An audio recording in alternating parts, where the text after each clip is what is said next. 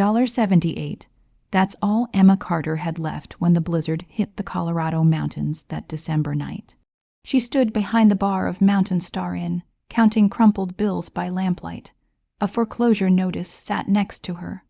It demanded $22.00 in 12 days. The inn had been her mother's dying wish, but her husband, Daniel, had secretly borrowed money against it to pay for that very death. Then he died in a wildfire 2 years ago, leaving Emma a widow, a mother, and buried in debts she never knew existed. In the back room, her 8-year-old son Leo slept beneath a star-patterned blanket, the last gift from a father he barely remembered. Her phone glowed with Marcus Bennett's threat. "Time's running out, Mrs. Carter. We can settle this quietly, or the courts will do it publicly. Your reputation still matters, doesn't it?" She killed the screen, jaw clenched, swearing that Vulture would never own what her family had built. Then engines roared through the storm, not one vehicle. 15 black SUV cutting through the white, out like wolves descending on wounded prey. The lead door opened. A man emerged, tall, broad-shouldered, wearing a cashmere coat worth more than her debt. Snow-dusted dark hair silvered at the temples. A faint scar traced from his left eye to his cheekbone. His voice carried like thunder. "We need shelter, 15 people, roads are sealed." Emma faced him across the threshold. $78 to her name, a sleeping child behind her, and 15 strangers demanding entry. She didn't know this man was Vincent Romano, a name that made powerful men go pale. She didn't know he'd spent 10 years turning grief into an empire after failing to save his 17-year-old sister from kidnappers. She only knew the storm was killing, and she had to choose. But here's the twist she'll never see coming. The most dangerous man she's ever met is about to be undone by an 8-year-old boy with his father's eyes. Emma opened the door. Cold wind surged inside like an invisible hand trying to shove her backward, but she held her ground, both feet planted on the wooden floor that 3 generations of her family had walked across. The man with the scar stepped in first, unhurried, without hesitation, as though he had known she would open the door before she herself realized it. His gray eyes swept the room in a blink, cataloging everything: the bar counter, the staircase, the hallway leading toward the back, the windows, the emergency exit. Emma recognized that look. She had seen it in the eyes of soldiers returning from war. Men who never sat with their backs to a door. He nodded at her, a short, precise motion, not thanks but acknowledgement, as if she had just passed a test she had never known she was taking. Then he shifted aside, and the rest began to file in. They did not crowd, did not jostle, did not speak a word, one by one, evenly spaced, like chess pieces gliding across a board according to an order set long before. Emma counted silently in her head. 1, 2, 3, 4. Every man who crossed the threshold brushed snow from his shoulders before entering, gave her the same angled nod, moved toward a place no one pointed out, yet everyone somehow knew. 5, 6, 7. They wore black, not the cheap kind, but the kind that swallowed light. The black of tailored suits and shoes polished by hand. 8, 9, 10. Some were young, some old, some built like bears, others lean and sharp as knives, but they all shared one thing: stillness, not the silence of people with nothing to say, but the silence of people who had learned that words were weapons. And nobody wasted ammunition. 11, 12, 13. Emma eased back toward the bar, not out of fear but instinct, keeping distance so she could watch. She noticed how they automatically split into smaller groups, 2 checking the windows, 1 guarding the stairs, 3 starting to haul supplies in from the vehicles outside. No one gave orders. No one asked permission. They simply moved like a perfectly lubricated machine. 14, 15. The last to enter was a young man, maybe not yet 30, with an easy grin and eyes that flicked about like a mouse. He was the only one who spoke as he crossed the doorway. "Thank you, ma'am." Emma did not answer. She was watching the man with the scar, who now stood in the middle of the room like a general surveying a battlefield. He slipped off his cashmere coat, folded it neatly, laid it over the back of a chair. Beneath it was a black suit. White shirt, no tie. He rolled his sleeves to his elbows, revealing solid forearms and a small tattoo at his wrist that Emma could not quite make out. Then he turned toward her, and for the first time she felt him truly looking at her. Not past her, not through her, but at her. How much? He asked. Emma blinked. How much for one night? 15 men, food and drinks. His voice didn't sound like a question so much as a request for a quote. Emma thought of the $1.78 in the tin box, thought of the foreclosure notice, thought of her son sleeping in the back room. She named a figure 3 times her normal rate. Because she was not stupid, and these men were clearly not ordinary tourists. The man with the scar did not haggle, did not frown, did not ask her to repeat it. He simply pulled out his wallet, counted off a thick stack of cash, set it on the bar. Keep the change, he said, then turned away as though she no longer existed at all. The stack of cash lay on the bar like a declaration, and Emma didn't touch it, not yet, because she needed a moment to remember how to breathe. She'd named a crazy number, 3 times the real value, and the man hadn't even blinked. That should have made her feel relieved, but it only made her more uneasy, because people who don't care about money usually have things far more frightening than money on their minds. The tall, lean man with salt and pepper hair stepped into the center of the room, and as if an invisible signal had passed through the air, everyone else stopped and turned toward him. He didn't raise his voice, yet it cut through the space like a blade through butter. Marco, the kitchen, see what you can cook. Eddie, check the generator. Carlos, handle the blankets. The rest of you know what to do. No one asked him to repeat himself. No one complained.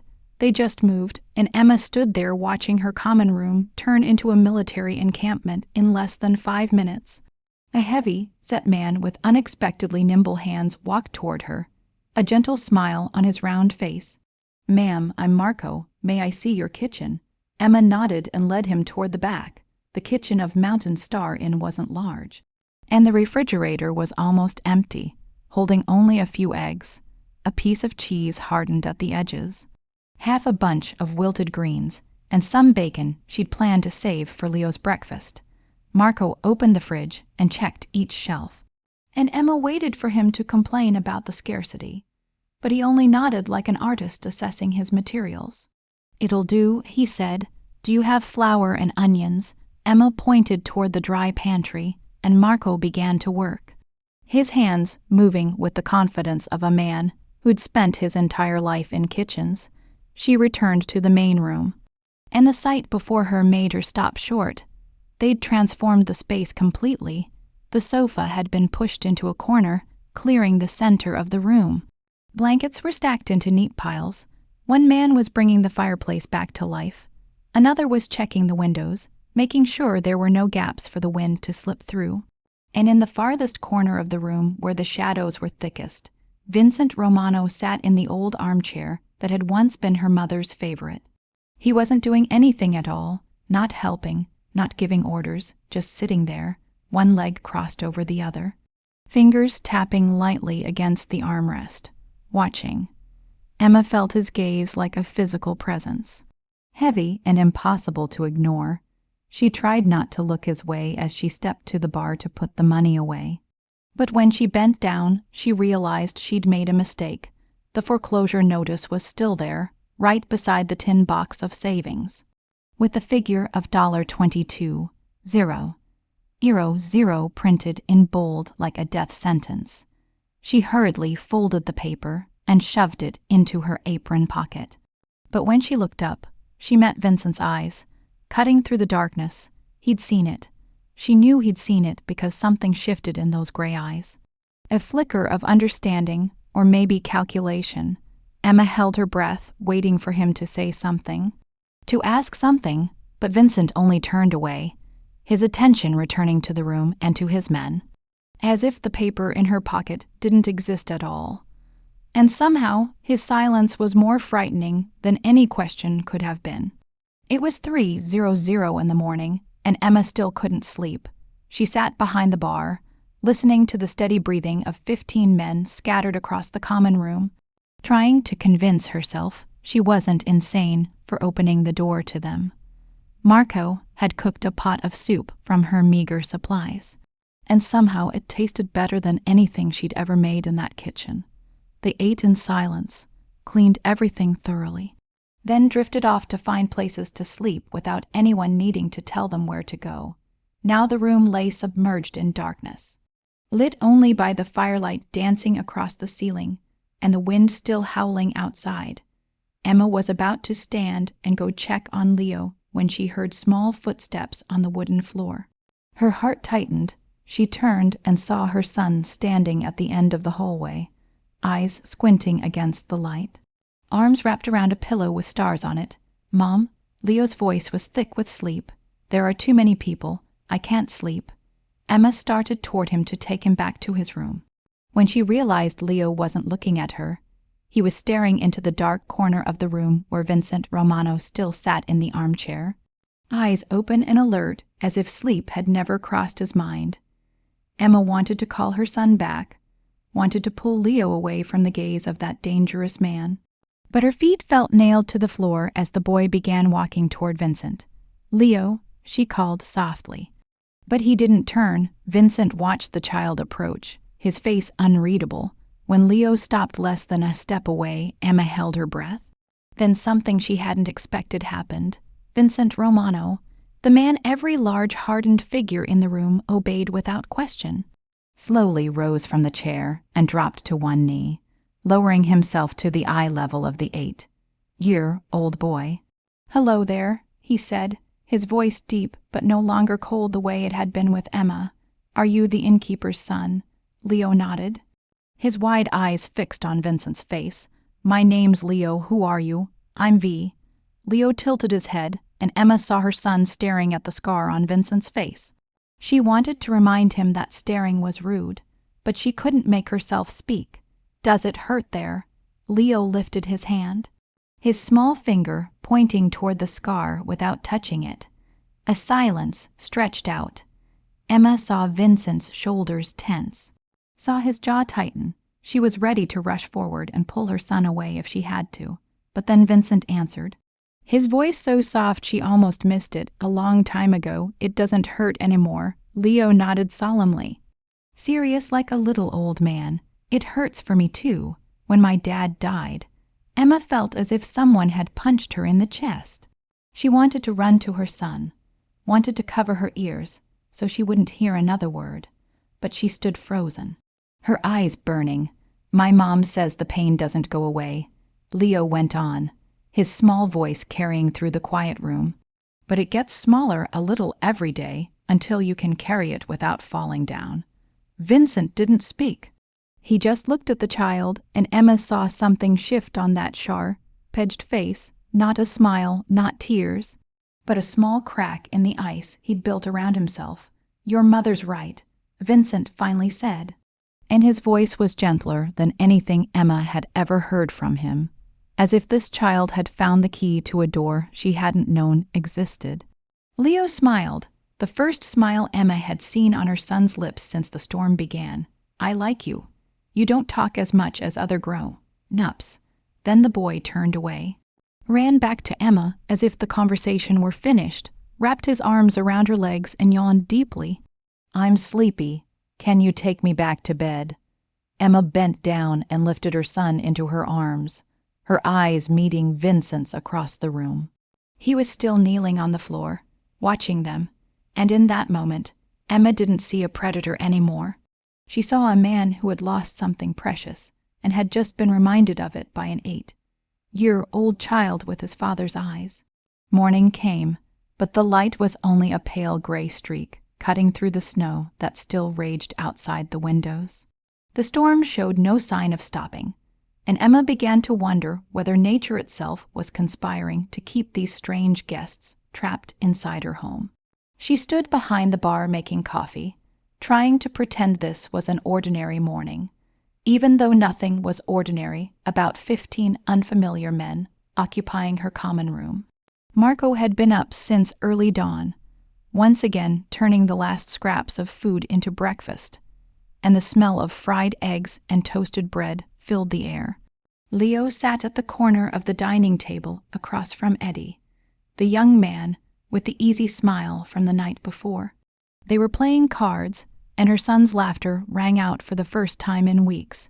Eddie complained theatrically that Leo was cheating, and asked how a kid could possibly have 3 aces, and Leo giggled, his eyes bright, saying Eddie had taught him and had said the best player was the one nobody caught cheating. Eddie rolled his eyes toward the ceiling and mocked despair, but his gaze was warm with amusement. Emma watched them from a distance, part of her wanting to pull her son away from these men. Another part realizing this was the first time Leo had behaved like a normal child since Daniel died. She was pouring coffee into a large pot when the sense of someone behind her made her freeze. She turned and nearly collided with Vincent Romano. He had moved without a sound like a ghost and now stood less than an arm's length away. His gray eyes stayed fixed on her. He said, "Coffee," not as a question. Emma poured a cup and handed it to him, trying to keep her hand from shaking. Vincent took it, drank, his gaze never leaving her. Then he said the name Marcus Bennett. The coffee pot wobbled in Emma's hand. He went on, $22,000, 12 days reduced to 11. Bennett bought your debt from First Mountain Bank for $15,000 with 12% interest buried in a clause you were never told about. Emma set the pot down, afraid she would drop it, her blood turning cold. She said he had investigated her, not as a question. Vincent gave a small indifferent shrug and said he investigated everyone, especially people who let him into their homes at midnight. Emma said it was none of his business, her voice firm but trembling. He agreed that it wasn't his business, took another sip of coffee, let his eyes sweep the room before settling on Leo laughing with Eddie, and said Marcus Bennett was his business. Emma blinked and asked if he knew the man. Vincent said he knew him, his tone cooling, and that he didn't like what he knew. Before Emma could ask anything more, he turned away and returned to his familiar dark corner. Coffee in hand, Emma stood alone behind the bar, her heart pounding. He knew everything, the exact debt, the bank's name, the hidden interest, things that had taken her weeks of paperwork to piece together. And he'd known them overnight, and he knew Marcus Bennett. She didn't know whether that was good or bad. But the way Vincent had spoken the name, as if describing a venomous snake, sent a shiver through her. Whoever Vincent Romano was, however dangerous he might be, it seemed Marcus Bennett had made an enemy far more frightening than the storm tearing itself apart outside. The second night came, and the storm still hadn't stopped, as if the sky itself had decided to trap Emma and 15 unfamiliar men inside the inn, until one side finally gave in. Leo was asleep, lulled by Eddie's jokes until the boy's head nodded against the young man's shoulder, and he had to be carried back to his room. Emma sat alone in the kitchen, staring at the wall, trying not to think about what Vincent had said that morning. Marcus Bennett, $22,000, 11 days. The numbers circled in her mind like a haunting refrain. Footsteps made her look up. Vincent stood in the kitchen doorway, holding a bottle of whiskey and 2 glasses. He didn't ask or seek permission. He simply walked in, set the bottle on the table, filled both glasses, and slid one toward her. Emma looked at the glass, then at him, then back at the glass. She said she didn't drink with strangers. Vincent took a seat across from her, lifted his glass and took a sip, saying they weren't strangers anymore. He said she'd let him into her home, fed him, given him a place to sleep, and where he came from, that made them family. Emma couldn't tell whether he meant it or was mocking her, but she picked up the glass and took a long drink, letting the burning liquid slide down her throat and scorch everything in its path. They sat in silence for a long while, with only the wind howling outside and the faint crackle of wood in the fireplace down the hall. Then Vincent spoke, his voice low and even, saying she couldn't sleep. It wasn't a question. Emma let out a short, bitter laugh and said he had 15 men sleeping in her common room, and asked whether he really thought she could sleep. Vincent replied that she hadn't been sleeping even before they arrived. Emma wanted to argue, but she couldn't because he was right. She hadn't slept well for 2 years. Not since the night 2 police officers knocked on her door at 3:00 in the morning and told her Daniel was never coming home. She asked whether he knew what it felt like to wake at 2:00 in the morning and be unable to fall back asleep, and she didn't know why she was saying it. Maybe it was the whiskey, maybe the late hour, maybe because he was the only person in 2 years who had truly looked at her instead of through her. She spoke about waking and reaching to the other side of the bed, only to remember no one was there, then lying in the dark, listening to her own heart and wondering how she would survive the next day. Vincent said nothing and only poured more whiskey into her glass. Emma went on, her voice sounding as if it came from far away, saying morning came and the bills were still there, on the kitchen table, in the mailbox, in her email. Numbers she didn't understand, loans she hadn't known existed, and she had to pretend everything was fine because Leo was watching her and waiting for her to say everything would be fine. She drank again, letting the whiskey burn the pain in her chest. She said the hardest part wasn't the money or the debt, but explaining to a 6-year-old why his father wasn't coming home, looking into his eyes and saying his dad loved him but just couldn't be there anymore, and knowing she was lying, because if Daniel had truly loved them, he wouldn't have hidden everything from her. She paused, surprised by the bitterness in her own voice, and said he'd decided everything on his own. Borrowed money on his own, mortgaged the house on his own, carried it all alone, and when he died, she was left to clean up ruins she hadn't known existed. He'd thought it was protection, but she called it betrayal. Vincent remained silent, but his gray eyes never left her, listening in a way no one ever had before. Emma finished in a whisper, saying she'd learned not to trust anyone. Not men, not promises, not anything she couldn't control herself. The silence stretched, then Vincent spoke slowly, saying there were men who thought protection meant secrecy, and they were wrong. Emma looked up at him, and in that moment, she didn't see a dangerous stranger anymore. She saw someone who somehow understood what she'd been trying to explain to the world for 2 years. While no one had been willing to listen, on the 3rd morning, the storm began to ease, the winds no longer screaming as if they meant to tear the roof apart, but hissing in tired bursts instead. Emma stood on the porch for the first time in 3 days, able to see farther than 10 steps ahead, and she found herself wondering whether the storm's retreat was truly a good thing. The conversation from the night before with Vincent still lingered in her mind.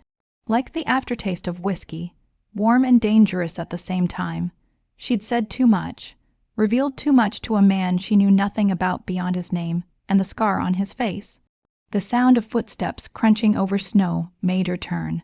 Antonio, the salt and pepper-haired man she'd seen commanding the group on the first night, was walking toward her. He moved slowly, deliberately, like someone weighing every step. Emma felt her guard rise. Over the past 3 days, Antonio had barely spoken to her, communicating mostly with nods and looks. He was Vincent's right hand. That much was clear, and men like him didn't seek anyone out without a reason. He stopped a few steps away from her and addressed her as Mrs. Carter, his voice low and rough like gravel. Emma asked what she could help him with, keeping her tone steady even as her heart beat faster. Antonio didn't answer right away. He looked out at the thinning snow, then back at her, his eyes sharp as blades. He said the storm was about to end, and cell service would return within a few hours. Emma waited, knowing that wasn't what he'd come to say. When the signal comes back, Antonio continued, lowering his voice so much she had to lean closer to hear him. Google the name Vincent Romano. Emma went still. Antonio didn't wait for her reaction. He turned away and walked back toward the inn, leaving her alone in the cold wind with his words echoing in her head. She wanted to call after him, to ask why, to know what he was warning her about, but Antonio disappeared behind the door. And Emma knew he wouldn't say another word, no matter how much she pressed him. Google the name Vincent Romano. 6 simple words. Yet the way Antonio had spoken them, as if handing her either a weapon or a death sentence, sent a shiver through her. She looked toward the inn, where Vincent was sitting somewhere in the shadows, the man who'd listened to her break the night before without judgment. She thought about those gray eyes, about the way he'd knelt down to meet her son at eye level, about his words that some men thought protection meant secrecy, and they were wrong. And she wondered whether, when the storm finally ended and the signal returned, she truly wanted to know the answer. The phone signal came back in the afternoon, weak and flickering, but strong enough for Emma to do what Antonio had suggested. She sat in the bathroom with the door locked tight, her fingers shaking as she typed 3 words into the search bar. Vincent Romano. What appeared made her feel sick. The Romano family, organized crime, the East Coast. Articles about unsolved cases, mysterious deaths, business rivals who had vanished without a trace. And in the middle of it all, a grainy photograph of the man sitting in her common room. The man who had listened to her cry the night before. The man who had knelt down to speak to her son as if Leo were the most important thing in the world. Emma shut off the phone, gripping the edge of the sink with both hands, staring into the mirror and seeing the face of a woman who had opened her home to a mafia boss. She found Vincent where he always was, the dark corner of the common room, the old armchair, gray eyes watching everything. Emma walked toward him without allowing herself to hesitate, without allowing herself to be afraid. Even though her heart was pounding as if it might burst from her chest, she said she needed to talk to him alone. Her voice harder than she had intended. Vincent studied her for a long moment, then stood and followed her out to the back porch. Snow was still falling, but gently now, like lazy white feathers drifting down from the sky. Emma turned to face him and didn't circle the truth. She said he was mafia, not as a question. Vincent didn't blink and said they didn't use that word. Emma said she didn't care what word they used. Her voice shaking, but her feet planted, that he killed people, ran a criminal empire, and was standing in her home where her son was sleeping. Silence stretched between them. The wind drove snow against her face, cold as tiny blades. Then Vincent spoke. His voice flat like a frozen lake, saying he didn't deny what he was, that he'd done things she wouldn't want to know. Things that made it impossible for him to look in the mirror without seeing a monster staring back. Emma held her breath and waited. Vincent went on, his gray eyes locked on hers, saying he had rules, that he didn't harm women, didn't harm children, no matter the circumstances or the reason, that it was a line he never crossed.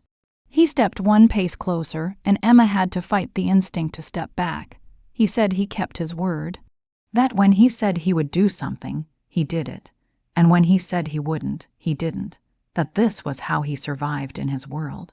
By making his words mean something, he finished by saying he repaid debts, his voice lowering, that she'd opened her door to him in a storm when she could have let them freeze outside, that she'd fed him and given him a place to sleep without asking who he was, and that in his world, that kind of debt was more sacred than blood. Emma swallowed hard, her throat dry and bitter, and asked why she should trust him. Vincent answered that she shouldn't, that he was a stranger who'd come in the night, that she knew nothing about him beyond what Google had shown her, that she had no reason to trust him. He turned away, looking out at the falling snow, and said this, that when the storm ended completely, he and his men would leave, that she'd never see him again if she didn't want to, and that whether she believed him or not while he was there, not a single hair on her head or her son's would be harmed. He turned back to her, and in that moment Emma saw something in those cold gray eyes, not a promise but truth, bare and undeniable. He said that was all he could give her, and that the decision to believe or not was hers. He walked past her and back into the house, leaving Emma alone in the snow with a question she didn't know how to answer. How to trust a monster who called himself a monster. On the 4th day, the storm stopped completely. The sky cleared in a way that felt almost unnatural after 3 days of screaming fury. as if nature had poured out all its anger and was left with nothing but exhausted stillness. Emma stood at the window, staring at the road buried beneath a thick blanket of white snow, wondering how much longer her strange guests would remain, and whether she truly wanted them to leave at all. The answer came sooner than she expected, in the form of 3 black pickup trucks tearing up the drive toward the inn. Tires grinding against snow, engines roaring like wild animals. Emma recognized the lead vehicle instantly, and her stomach clenched into a cold, hard knot. Marcus Bennett. Before she could react, the front door was shoved open, and Marcus walked in without knocking, without waiting to be invited, as if he owned the place rather than her. 6 large men followed him inside, broad-shouldered and stone-faced, the kind hired to threaten simply by standing there. Marcus wore an expensive wool coat, silver hair neatly combed, a slick smile spreading across his face, as if he were visiting an old friend instead of coming to take someone's home. He addressed her by name, his voice so sweet it was nauseating, saying he had heard the storm had ended and thought he would stop by to see if she needed any help, reminding her that their deadline was down to 9 days, and that he wanted to make one final offer before things became complicated. Emma opened her mouth to respond, but Marcus stopped short. The smile on his face froze like a January lake.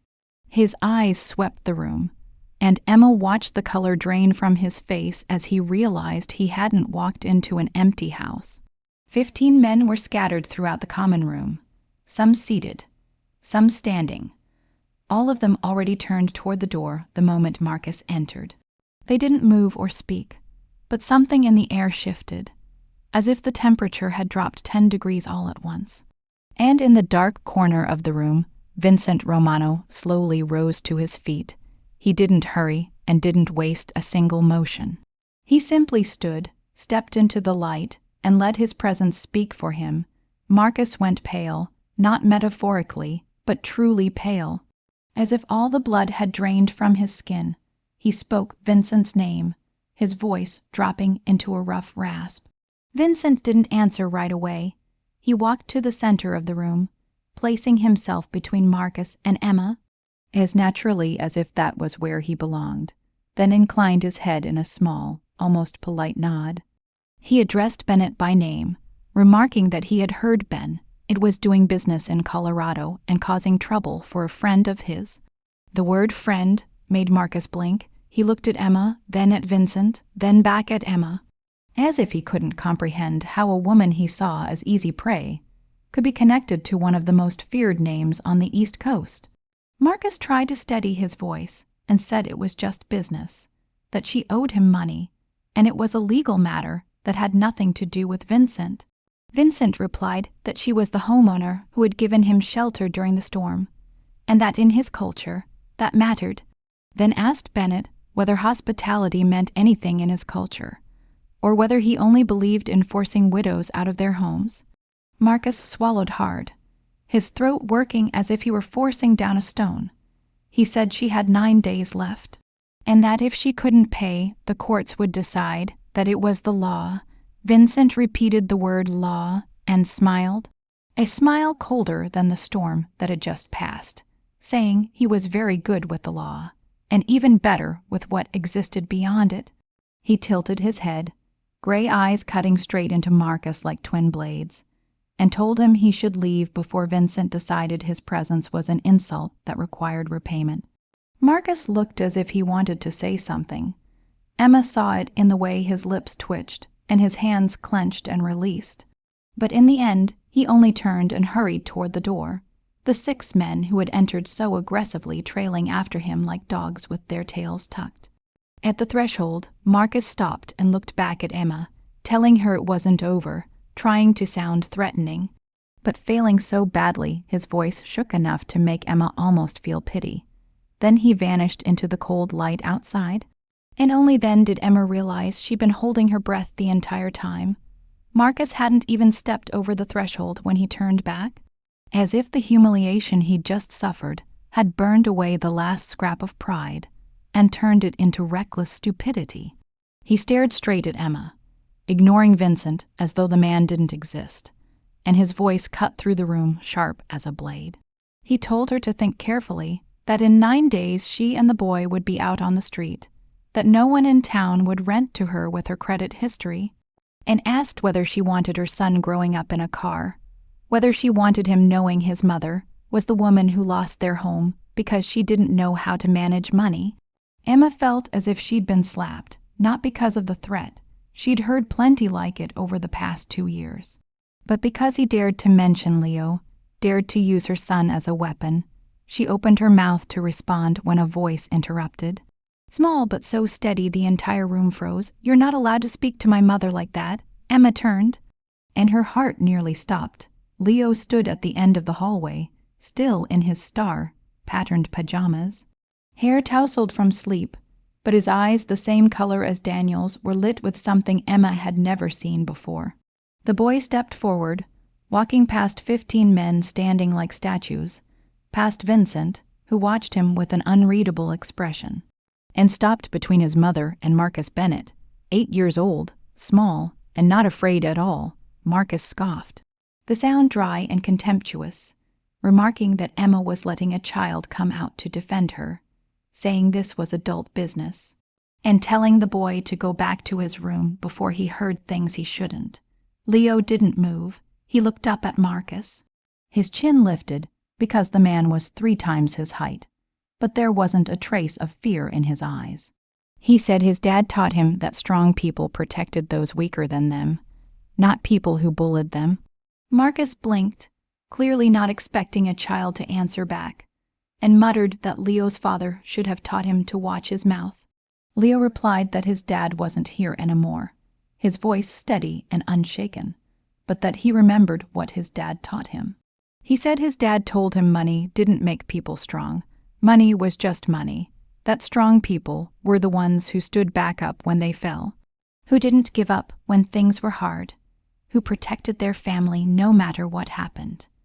The boy tilted his head, looking at Marcus with a seriousness that hurt to witness, and said Marcus had a lot of money, but was weaker than his mom, that she'd lost his dad, lost his grandma, lost money, but she still hadn't given up, while Marcus only knew how to bully people because he had money. And that wasn't strength, that was cowardice. Silence followed, so deep Emma could hear her own heartbeat. Marcus stood there with his mouth open and no sound coming out, his face flushing and then draining like a man punched in the gut by an opponent he'd never considered a threat. Emma wanted to run to her son, wanted to pull Leo away from this vulture's gaze, but a hand on her shoulder held her in place. Vincent, he didn't speak, only kept her still, gray eyes fixed on Leo with an expression Emma couldn't read. Marcus looked around the room, at the 15 men staring back at him with undisguised contempt, at Vincent standing behind Emma like a silent warning, and at the 8-year-old who just rendered him speechless in front of everyone. He growled that Emma should teach her child to speak politely, but his voice had lost all authority.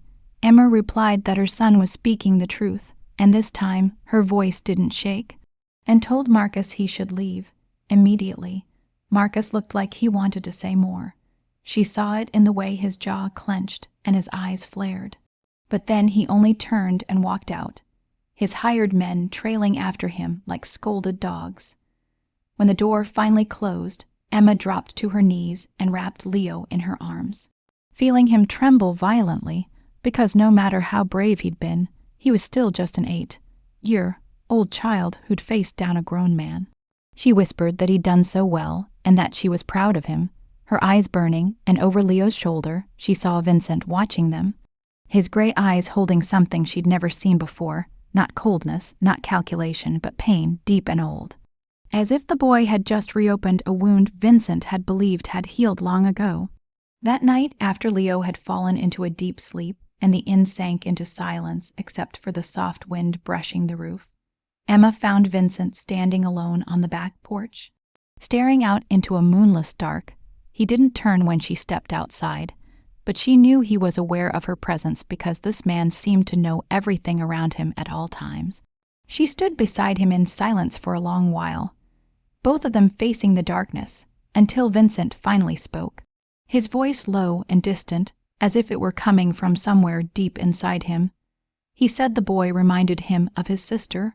Emma didn't answer and simply waited, because she understood this was the first time he was opening this door willingly, and she didn't want to do anything that might make him close it again. He said her name was Maria, and the name fell from his lips like a prayer or a curse. Emma couldn't tell which. He said it had been 10 years, and that she'd been 17. He paused, and Emma saw his hand tighten around the railing until his knuckles went white. Emma said softly that she knew his sister had been kidnapped, not to push him, only to let him know she was listening. He said she'd Googled him, not as a question, and added that Google didn't tell her everything. He turned to look at her, and in the dark, his gray eyes looked like bottomless pits. He said they'd held Maria for 7 days. 7 days when he hadn't slept or eaten. When he'd turned every stone in the city to find her. He said his father was powerful, but the kidnappers hadn't wanted money. They'd wanted leverage, wanted his father to pull out of a deal, wanted to prove that even the strongest men had weaknesses. His voice didn't change, still flat like frozen water, but his hand was shaking, and it was the first time Emma had seen any sign of loss of control in him.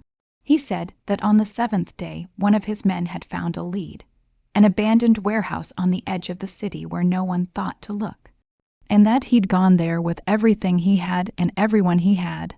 He drew a slow breath, as if bracing for a blow, and said he'd found her in the corner of the warehouse, on the cold concrete floor. Silence stretched out, and Emma felt tears rise without knowing when they'd started. He said it had been 3 hours too late, his voice dropping to a whisper. 3 hours, and that if he'd found her 3 hours earlier, if he'd been faster or smarter, she'd still be alive. That 3 hours was the distance between saving his sister and holding her body in his arms. Emma lifted a hand to cover her mouth, unable to speak, thinking of Leo, and how the mere idea of losing him was enough to make her collapse. Vincent went on, and his voice changed, growing dark and cold like the bottom of hell, saying he'd found the men responsible, every last one of them, and that he'd made sure their deaths lasted far longer than what they'd done to Maria. He turned to Emma, and there was a wildfire in his eyes she'd never seen before. He said he didn't regret what he'd done to them, not for a second, and that if he could go back, he'd do it again, and he'd do it slower. She knew she should have been afraid. She knew it, but instead, she felt only pain for the man standing beside her, the man who'd lost a piece of his soul in that warehouse 10 years ago. Vincent said that after that night he'd sworn over his sister's body that he'd never let that happen to another woman or child if he could stop it, and that it wasn't kindness, Mrs. Carter, it was a debt he owed Maria for arriving 3 hours too late. He stared into the dark, and Emma saw that he wasn't there anymore. He was back in that warehouse 10 years ago, holding his sister. He said that when he'd seen her boy stand up to Bennett, he'd seen Maria, just as brave, just as innocent, just as convinced that doing the right thing would be enough to protect her. He turned to Emma, and for the first time she saw a real crack in the wall of ice he'd built around himself. He said he wasn't helping her because he was a good man. He was helping her because every time he protected a mother or a child, he paid back a small part of a debt he'd never be able to repay. And maybe, just maybe, when he died, Maria would forgive him for being 3 hours late. Emma didn't speak. She simply stood there in the darkness beside a man who'd killed dozens of people and was still haunted by a 17-year-old girl he couldn't save. And somehow that made her trust him more than any promise ever could. The next morning, Emma woke to low voices coming from the common room. She stepped out and was met with a scene she hadn't expected at all. Vincent was seated at the table with 2 people she hadn't seen speak much during the past days. A woman in her 40s with dark hair neatly pinned back and gold-rimmed glasses was flipping through a thick stack of documents. And beside her sat a thin man wearing glasses, his fingers tapping steadily on a laptop keyboard. Vincent looked up when he saw Emma and gestured toward the empty chair across from him, telling her to sit down and saying that Sarah and Nathan had something to discuss with her. Emma sat, confused but doing her best to remain composed. The woman named Sarah lifted her head, sharp eyes scanning Emma once before returning to the papers, and stated that she was an attorney who had reviewed the contract Marcus Bennett had forced Emma to sign when he purchased her debt from the bank, and had identified at least 3 violations of Colorado consumer protection law. Emma blinked, repeating the word violation in disbelief. Sarah explained that there was a hidden interest clause involving an additional 12% that hadn't been clearly disclosed as required by law. A foreclosure provision set at 12 days instead of the legally mandated minimum of 30 days, and a waiver of appeal rights that was entirely illegal. Nathan looked up from his laptop and added that he had prepared a formal complaint to be filed with the State Financial Regulatory Authority, and that once submitted, all foreclosure actions would be legally suspended until the investigation concluded. Noting that the average investigation lasted 6 months, Emma repeated, 6 months, hardly trusting what she was hearing. Sarah replied that Emma's deadline was no longer 9 days, that it was suspended indefinitely pending the outcome of the investigation, and that, given the severity of the violations, there was a strong likelihood Marcus Bennett would lose the right to collect the debt entirely. Emma stared at the papers, then at Sarah, then Nathan, and finally at Vincent, who sat quietly watching with his usual unreadable expression. She asked why they were doing this for her, when she had nothing to offer in return, her voice rough with emotion. Vincent answered evenly that she had already paid, that she had opened her door during the storm, fed them when her refrigerator was nearly empty, and hadn't asked who they were or where they came from, and that in his world, such a debt could not be left unpaid. Emma felt her eyes burn as she realized how accustomed she had become to fighting alone, to refusing help out of fear of owing something, of becoming dependent, of being betrayed again, and this time she couldn't find the strength to refuse. She said, "Thank you," and the words carried more weight than anything she had spoken in the past 2 years. Vincent didn't respond, only nodded, but Emma caught a fleeting change in his gray eyes, not a smile, but something close to satisfaction. And in that moment, she realized she had begun to trust him, even though she still wasn't sure that trusting him was the wise thing to do. The storm was truly over. No more falling snow, no more howling wind. Only a clear night sky filled with millions of stars glittering as if nature itself were apologizing for keeping them all there for 4 days. Emma stood at the window, watching 15 black SUV being started, engines rumbling in the cold night, and she felt something tighten in her chest that she didn't want to name. Leo was asleep, had hugged Eddie tightly when saying goodbye, had his hair ruffled by Vincent, who told him he was a brave boy. And the child had cried once he returned to his room, even though he'd tried to hide it from her. Now the inn felt strangely empty, even though it had only ever been the 2 of them before, as if the past 4 days had changed the very definition of loneliness inside these walls. Footsteps behind her made her turn. Vincent stood there, back in his black cashmere coat, hair neatly groomed. Once again, wearing the cold, distant expression he'd had on the first night when he knocked on her door. But Emma now knew what lay behind that wall, had seen the pain and the tenderness he buried, and that knowledge made everything 100 times harder. He said they had to leave, his voice flat, as if nothing had happened over the past 4 days, explaining that business in Denver couldn't be delayed any longer. Emma nodded, her throat tight, and said she understood. Silence stretched between them, heavy with everything left unsaid. Vincent took one last look around the common room, as if committing every detail to memory. Then his gaze returned to her. He said Sarah would continue handling the case remotely, that Nathan had left his contact information if Emma needed anything, and that Antonio would make sure Marcus Bennett never dared to show his face there again. Emma said he'd thought of everything. Unsure whether her tone sounded like gratitude or bitterness, Vincent replied that it was his job. He turned toward the door, and Emma found herself speaking before she could stop herself. asking whether she would ever see him again. The question hung in the air like a confession she hadn't meant to make. Vincent stopped with his back to her, his shoulders rigid beneath the expensive coat. One moment passed, then another, then a third. She thought he wouldn't turn back, that he would walk out and disappear into the dark the way he'd arrived. But then he turned, walked back toward her, and before Emma could react, Vincent was standing close enough that she could smell sandal, wood and faint tobacco on him. He didn't speak. He simply lifted his hand, his fingers brushing her hair so lightly she almost didn't feel it.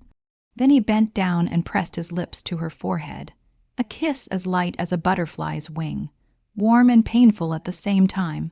He whispered for her to stay safe, his breath warm against her skin, then let go, turned away, and walked out without looking back. Emma stood alone in the empty common room, listening to car doors closing, engines roaring, tires grinding over snow as the convoy began to leave. She didn't cry. She didn't allow herself to cry. But when the last headlights vanished around the bend, she realized he hadn't answered her question. And that silence was clearer than any words could ever have been. 3 weeks passed like a half-waking dream.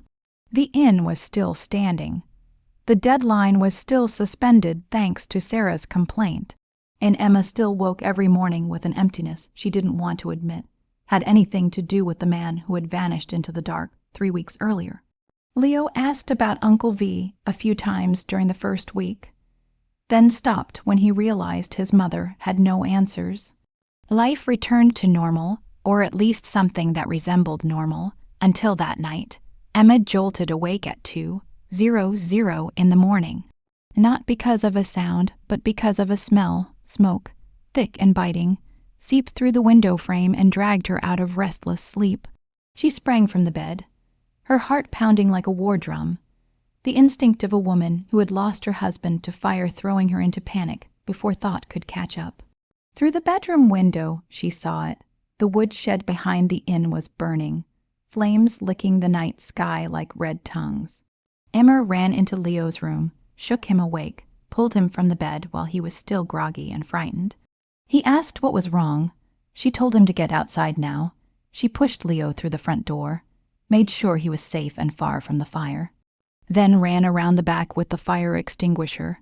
The shed was already more than half gone, beyond saving, but she had to keep the fire from spreading to the inn. She sprayed foam, called the fire department, did everything on instinct and fear, until the sound of breaking glass from the front of the house froze her in place.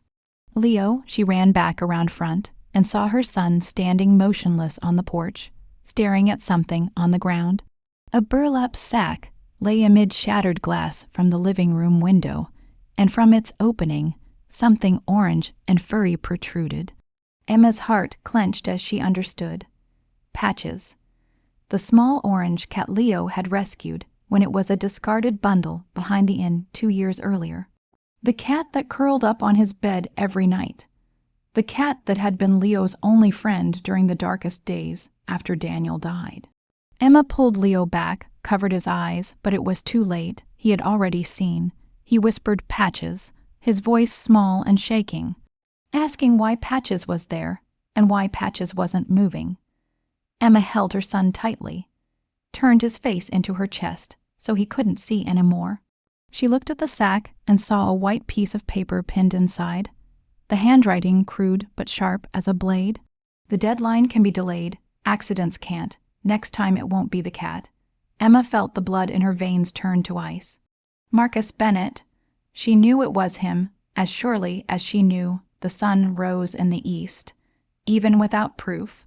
Even though he would deny it, Leo began to cry the sound of an 8-year old who had already lost too much and was losing again. And Emma held him while the fire still burned behind them, while the threat lay beside the body of the cat. While she realized she couldn't protect her son on her own, she reached into her pocket, pulled out her phone, and stared at the contact list. Antonio's number was still there, the number he'd left before departing. The number she had sworn she would never call, but as Leo sobbed in her arms, as the smoke still burned her eyes, as the threat echoed in her mind, Emma understood she had no choice. She pressed call. 6 hours. That was all the time it took for Vincent Romano to appear at the doors of Mountain Star Inn. As if he'd been waiting for this call.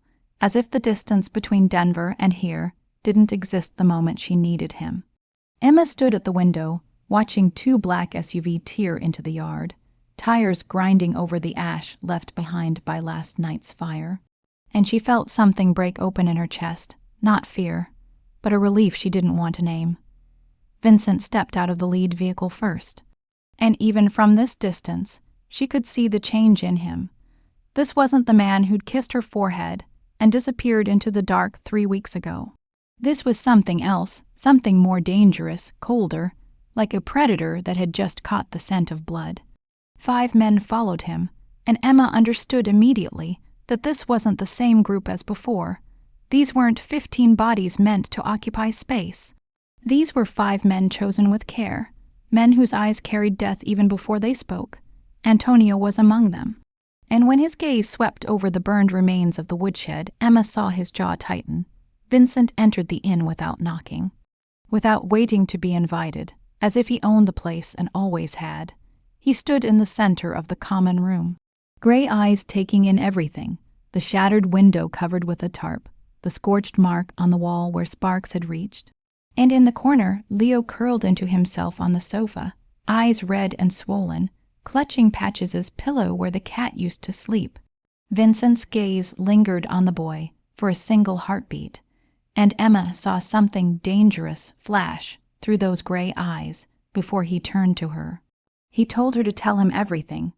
2 words, no greeting, no concern, nothing wasted. Emma told him. She told him about the smell of smoke that woke her at 2 in the morning, about the burning woodshed, about the sound of breaking glass, about the burlap sack holding Patches's body, about the threat written on the note she still carried in her pocket like proof. She told him about Leo's crying, about how the boy refused to eat the next day, about how he kept asking why someone would hurt Patches when Patches had never hurt anyone. Vincent stood and listened without interrupting, without questioning, without any change in his expression. But Emma saw his hand slowly curl into a fist, saw his jaw tighten as if he were grinding something to dust between his teeth. When she finished, silence fell over the room like a heavy blanket. Vincent looked at her for a long moment. Then his gaze shifted back to Leo, still small and folded in on himself on the sofa. He asked for the note. Emma handed it to him. Vincent read it in seconds, folded it, and slid it into the inside pocket of his coat. When he looked up again, his gray eyes had become something Emma had never seen before, not cold but glacial. The kind of ice that burned flesh. He said Marcus Bennett would wish he were dead. His voice flat as still water with a storm locked beneath it. Emma wanted to speak, wanted to ask what he planned to do, wanted to beg him not to do anything that would destroy him in the process. But before she could say a word, Vincent turned away, gave Antonio a single nod, and the 5 men began to move with the precision of those who'd done this countless times before. Emma watched them and understood that no matter what she said, no matter how she begged, Marcus Bennett had signed his own death sentence the moment he chose to touch the cat of an 8. Your old child? A week passed and Emma didn't see Vincent do anything at all. He stayed at the inn, sitting in his familiar corner, speaking quietly with Antonio and the others, but there was no violence, no threats, nothing that resembled what she'd imagined when he said Marcus Bennett would wish he were dead. She began to wonder if he'd changed his mind, if that promise had been nothing more than anger flaring in the moment and cooling with time. Then one morning, as Emma was pouring coffee for Leo, the sound of the television in the living room made her freeze. Breaking news this morning: Marcus Bennett, CEO of Bennett Development Corporation, has been arrested by the FBI at his downtown Denver office. Mr. Bennett faces multiple charges including bribery of state officials, money laundering, and involvement in at least 3 arson cases disguised as accidents over the past several years. According to FBI sources, an anonymous package containing extensive evidence was delivered to their office last week, including financial records, recorded phone calls, and proof of Mr. Bennett's ties to a local gang specializing in debt collection and violent intimidation, Emma stood motionless, the coffee pot suspended in her hand, watching the image of Marcus Bennett in handcuffs being led out of his gleaming office building. His face drained of color, his eyes wild and cornered like an animal with nowhere left to run. Reporters crowded around him, cameras flashing, while agents in dark suits ushered him into a vehicle. "Mom." Leo looked up from his bowl of cereal. "That's Mr. Bennett, right? He got arrested." Emma nodded, hardly believing her own eyes. "Yes, sweetheart, he got arrested. Good," Leo said, his voice disturbingly calm. He deserved it. Emma didn't know what to say, so she stood there in silence as the broadcast continued, detailing Bennett's crimes, the families he'd stripped of their homes through dirty tactics, the fires local police had ignored because of his connections to the sheriff. She found Vincent on the back porch, standing with a steaming cup of coffee in his hand, gazing out at the snow-covered mountains. He didn't turn when she stepped outside, but she knew he was aware of her presence. "You did this," she said. "It wasn't a question. I only made sure the truth came into the light," Vincent replied, sipping his coffee as calmly as if he were commenting on the weather. "Marcus Bennett committed crimes. The FBI needed evidence. I provided evidence. The rest was the law. Where did you get all that?"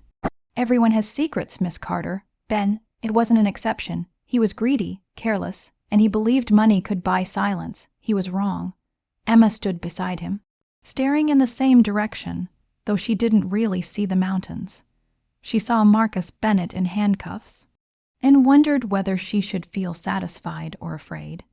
And if he hadn't had secrets, she asked, her voice quieter than she intended, if he'd been clean, just a businessman trying to buy my land legally, what would you have done then? Vincent didn't answer. He simply stood there looking at the mountains, drinking his coffee, as if she hadn't asked at all. And his silence was clearer than any words could have been. Emma understood then. If Marcus Bennett hadn't had secrets to uncover, Vincent would have found another way. And that other way wouldn't have involved the FBI or the law. She should have been afraid. She should have been repulsed. She should have run as far as she could from this man, and everything he represented. But when she looked at those gray eyes, she only saw someone who'd protected her and her son when no one else did. And she didn't know what that said about her, but she decided not to think about it, at least not today. Marcus Bennett was held without bail, and with the charges stacked against him, he wouldn't see sunlight for many years. Possibly decades. The deadline vanished, the debt was erased when the court declared the contract void, and Mountain Star unofficially belonged to Emma again, free of any shadow hanging over it. She should have been happy. She should have celebrated.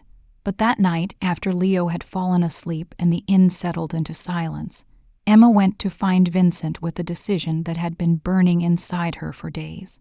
He was standing in the living room looking out the window, and when she stepped in, he turned as if he'd been waiting for this moment. He said she had something to say. It wasn't a question. Emma took a deep breath, steadying her voice even as her heart was breaking apart piece by piece. She told him he'd saved her, saved the inn, saved Leo, saved everything, and that she owed him more than she could ever repay.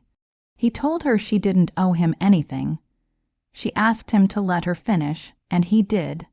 She said she knew who he was, that she'd seen what he did and understood why he did it, and that she didn't judge him, didn't feel disgusted by him, and wasn't afraid of him. She paused, swallowing the tightness in her throat, then told him she had an 8-year-old son, a child who'd already lost his father, who'd lost too much, and who needed a normal life, a life she couldn't give him if she stayed with a man like Vincent.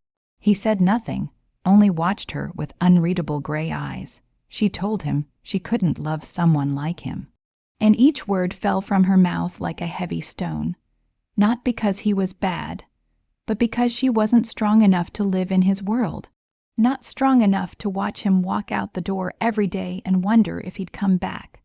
She'd already lost Daniel that way, and she couldn't survive it again. The silence stretched, heavy and painful. Then Vincent nodded slowly, as if he'd known this was coming before she ever spoke. He said he understood, his voice flat but carrying something broken beneath it that she could hear. He walked toward the door, and Emma stood frozen, unable to believe it was ending so simply.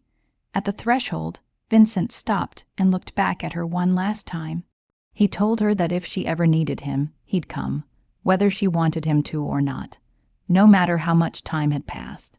He'd come. Then he stepped outside, and the door closed behind him with a soft final click, like a period at the end of a story that had never truly begun. Emma stood alone in the living room, staring at the closed door, and she didn't cry. She didn't allow herself to cry. But when the sound of the engine rose and faded away, when the silence fell over the inn like a suffocating blanket, her shoulders began to shake, her chest tightened, and the tears came despite everything. She cried alone in the dark, crying for the man she'd sent away, crying for the right decision she knew would haunt her for the rest of her life. 2 months passed like a faded dream. Mountain Star Inn rose again from the ashes. The woodshed was rebuilt. The windows were replaced, and tourists began to stop by as news of Marcus Bennett's arrest spread. Many came out of curiosity, wanting to see the woman who'd stood up to the notorious real estate shark. And they stayed for the warmth of the inn and the smile of an 8-year old boy who liked to tell stories about a cat named Patches, who'd flown up into the sky. Emma was busier than she'd ever been, and she told herself that was why she didn't have time to think about Vincent Romano. But every night when the inn fell silent and she lay alone in bed, she still saw those gray eyes in the dark, still heard his voice saying, "If you need me, I'll come," still felt the kiss on her forehead like a burn that would never heal. One evening, as Emma was washing dishes after dinner, Leo walked into the kitchen, his wide eyes fixed on her with the seriousness of a child thinking about something important. He called her Mom and climbed onto the stool by the counter, resting his chin in his hands. He said he wanted to ask her something. She told him to ask. He asked when Uncle V was coming back. Emma dropped the plate in her hands, and it clattered into the sink. The sound making her flinch, she turned to look at her son, her heart beating so fast she could hear it in her ears. Leo went on without waiting for an answer. He said he missed him. He said V didn't talk as much as other grown-ups, but he listened to him like his dad had, and he looked at her like she was the most important person in the world, the way his dad used to look at her. Emma felt tears rise, and she tried to swallow them down, but she couldn't. Leo asked if she'd sent V away the same way she'd sent Uncle Tom away, and Aunt Lisa, and everyone who'd wanted to help them after his dad died. Emma wanted to explain, wanted to tell her son that it was more complicated than he thought, that Vincent wasn't an ordinary man, that his world was dangerous and dark. But when she looked into Leo's eyes, she didn't see a child who needed to be protected from the truth. She saw a boy who'd lost his father, who'd lost his cat, who'd lost enough, and who was still brave enough to ask his mother why she kept pushing away people who cared about them. Emma whispered that she was scared, and it was the first time she'd ever admitted it out loud. She said she was scared of losing someone else. But Leo told her she'd already lost him, simple and cruel in the way only a child could be. He said she'd pushed V away because she was afraid of losing him. And now she'd lost him anyway, so what was the difference? Emma stood there staring at her son and realized that this 8-year-old boy was far wiser than she was. She'd pushed Vincent away to protect Leo, to protect herself, to avoid the pain of loss, but the pain was still there. Every night, every morning, in every quiet moment, she'd been wrong. She'd been wrong from the very beginning. Emma called Antonio that very night, after Leo had fallen asleep, after she'd paced the living room for 2 full hours trying to convince herself this was a reckless idea. Antonio answered on the second ring, and before she could say a word, he said he'd passed the message along. Then hung up. Emma didn't know what that meant, didn't know if Vincent wanted to hear from her after the way she'd pushed him away, didn't know if he'd forgotten her or found someone else in the 2 months since. All she could do was wait, and the waiting nearly broke her. Spring came early that year, the snow melting into narrow streams running down from the mountains, the trees beginning to bud, And one afternoon, as Emma stood on the porch watching Leo play with the neighbor's dog, she heard the familiar sound of an engine. A black SUV appeared on the road leading up to the inn, and her heart stopped. The vehicle pulled in. The door opened, Vincent Romano stepped out, and he didn't look different because he'd changed, but because the spring light softened the sharp lines of his face, made the scar look less severe, made his gray eyes seem warmer.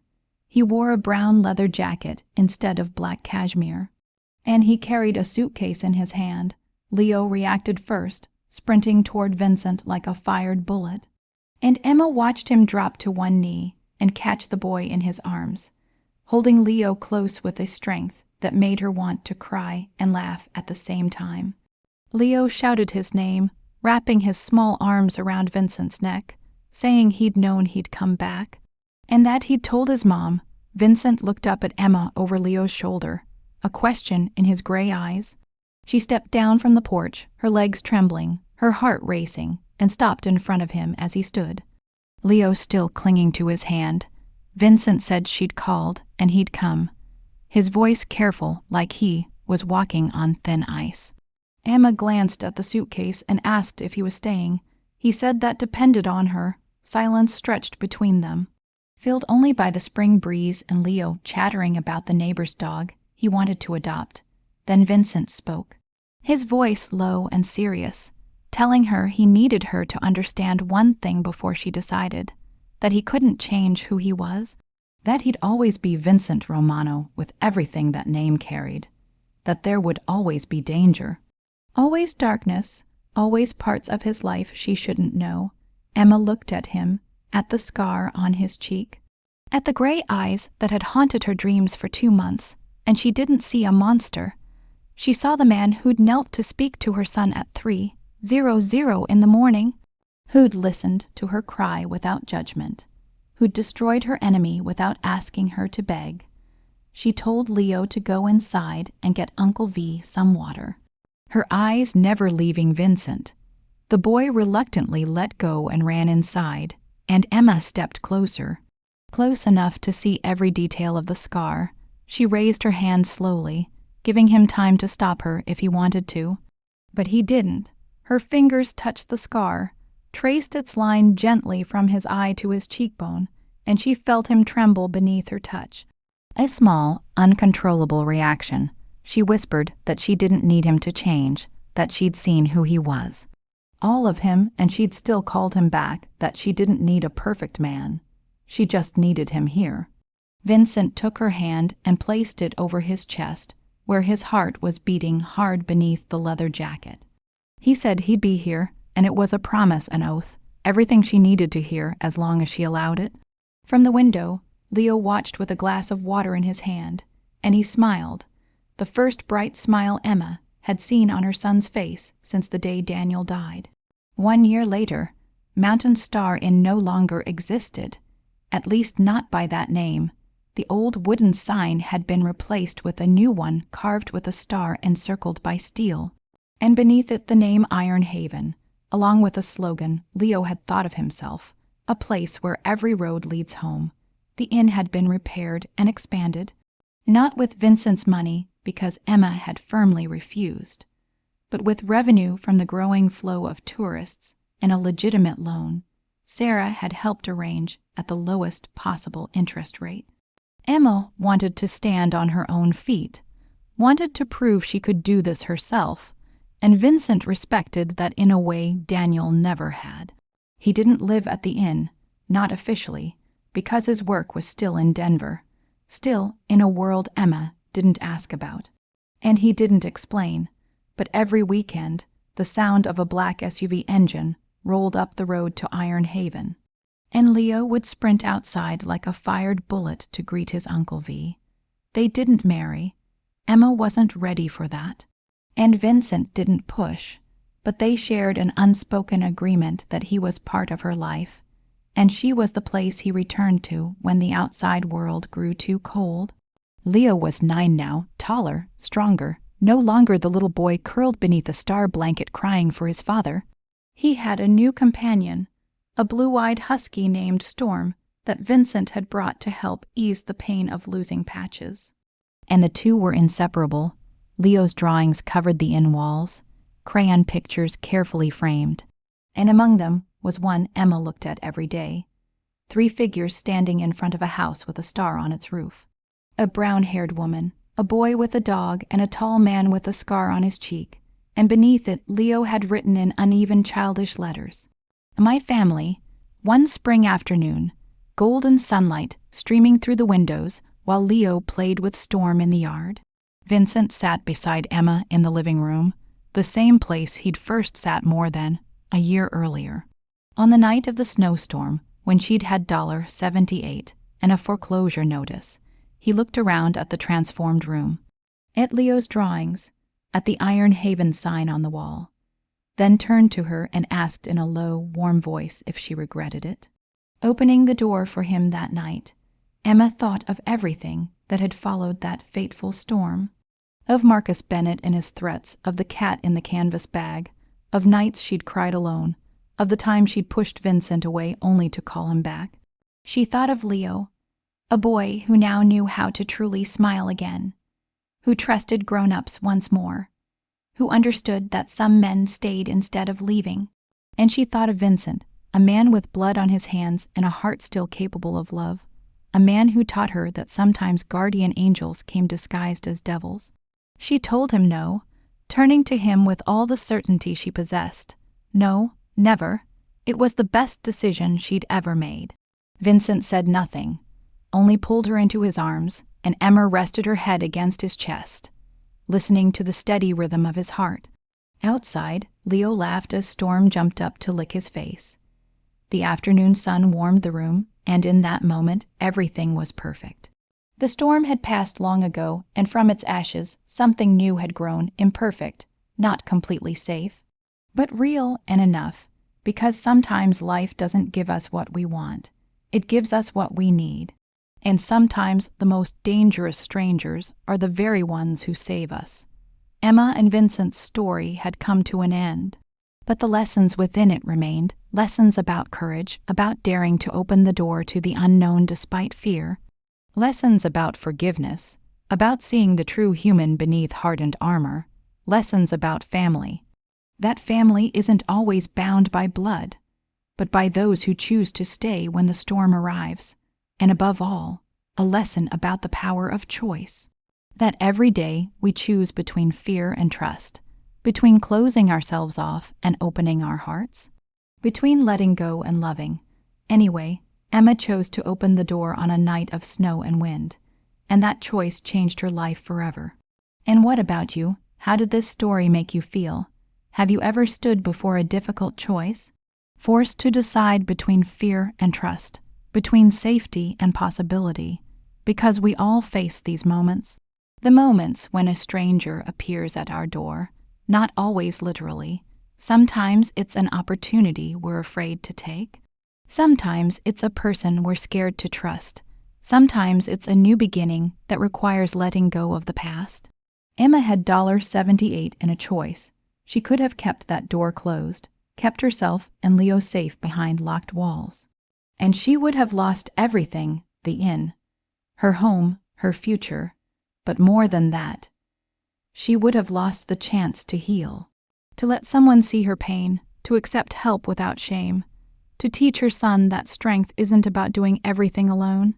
Vincent had a choice too. He could have driven past that inn, found shelter somewhere else, kept his heart locked behind the ice he'd built after losing Maria. But he chose to stop, chose to kneel down for an 8-year-old boy, chose to listen to a widow's grief without judgment, chose to protect instead of destroy. And in doing so, he found something he thought he'd lost forever. A reason to be more than the monster everyone feared. Leo had a choice as well. When Marcus Bennett stood in that room, threatening his mother, he could have stayed hidden, stayed quiet, stayed safe, but he chose to walk forward, chose to speak truth, chose to defend the person he loved even though he was small and scared. And that choice taught the adults around him what real courage looked like. Every character in this story faced a moment, a single moment where everything could go one way or another. And the choice they made in that moment changed everything. That's the power we all have.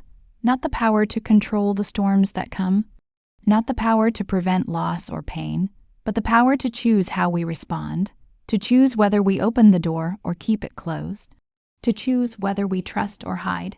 To choose whether we let people in or push them away. Emma pushed Vincent away once. Out of fear, out of the belief that protecting herself meant staying alone. And she learned that sometimes the thing we fear most is exactly what we need. Not because it's safe, but because it's real. Because it challenges us to grow. Because it reminds us that we're stronger than we think. The storm that trapped them together for 4 days wasn't just weather. It was a metaphor for the circumstances that force us out of our comfort zones, for the unexpected events that bring strangers into our lives, for the moments when everything we thought we knew gets turned upside down. And we have to decide who we're going to be. Vincent could have been just another dangerous man. Emma could have been just another victim. Leo could have been just another traumatized child. But they chose differently. They chose to see each other, to listen to each other, to believe in each other, and that made all the difference. So the question isn't whether storms will come. They will. The question is what we'll do when they arrive. Will we close the door, or will we open it? Will we face the unknown alone, or will we accept help from unexpected places? Will we let fear decide our future, or will we choose courage? Emma chose courage, and it saved her life, not just literally, but in every way that mattered. It saved her from bitterness, from isolation, from the belief that she had to carry everything alone. It saved Leo from growing up thinking the world was cold and cruel. It saved Vincent from becoming completely lost in the darkness. And it created something beautiful, not perfect, not without risk, but real. A family built not on blood or obligation, but on choice, on showing up, on staying, on loving despite the danger. That's what this story is really about. Not romance, not action, not even survival. It's about the choice to let people matter, to let them in, to trust that even when life has hurt you before, it's still worth trying again, because the alternative is a slow death. A life spent behind locked doors, safe maybe, but empty. And Emma had already lived that way for 2 years.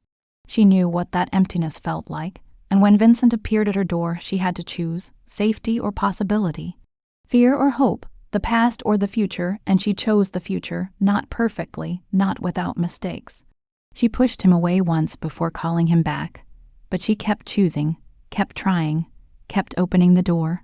And that's what saved her, not Vincent, not money, not luck, her own willingness to keep choosing hope. Even when it was hard, even when it hurt, even when it would have been easier to give up. So if you take one thing from this story, let it be this. The storms will come, the strangers will appear, the moments of choice will find you, and when they do, remember Emma. Remember that sometimes the most dangerous-looking person is exactly who you need.